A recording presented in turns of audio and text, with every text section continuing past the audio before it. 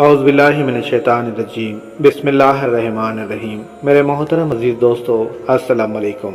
حضرت خواجہ غریب نواز رحمۃ اللہ علیہ نے کیسے ایک سولی پہ چڑھے ہوئے مردے کو زندہ کر دیا، چلیے دوستو ہم اس ویڈیو کی طرف بڑھتے ہیں۔ ایک بار اجمیر شریف کے حاکم نے کسی بے گناہ شخص کو سولی پر چڑھا دیا اور اس کی ماں کو اطلاع بھیجا کہ اپنے بیٹے کی لاش یہاں سے لے جائے۔ دکھیاری ماں غم سے نڈال ہو کر روتی ہوئی حضرت خواجہ غریب نواز رحمۃ اللہ علیہ کی بارگاہ میں پناہ میں حاضر ہوئی اور فریاد کرنے لگی، اور اس بچے کی ماں روتے ہوئے آپ رحمۃ اللہ علیہ سے فرمانے لگی، میرا سہارا چھین گیا، میرا گھر اجڑ گیا، میرا ایک ہی بیٹا تھا، حاکم نے اس بے گناہ کو بھی سولی پر چڑھا دیا۔ یہ سن کر آپ رحمۃ اللہ علیہ جلال میں آ گئے اور فرمایا، مجھے اس لاش کے پاس لے چلو۔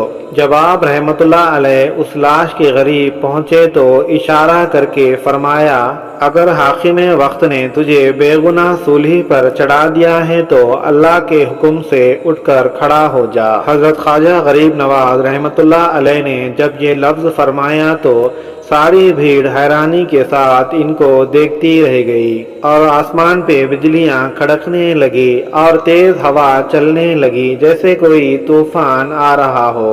پھر حضرت خواجہ غریب نواز رحمۃ اللہ علیہ نے فرمایا، اگر تو بے گناہ نہیں ہے تو جیسے سویا تھا ویسے ہی سو جا۔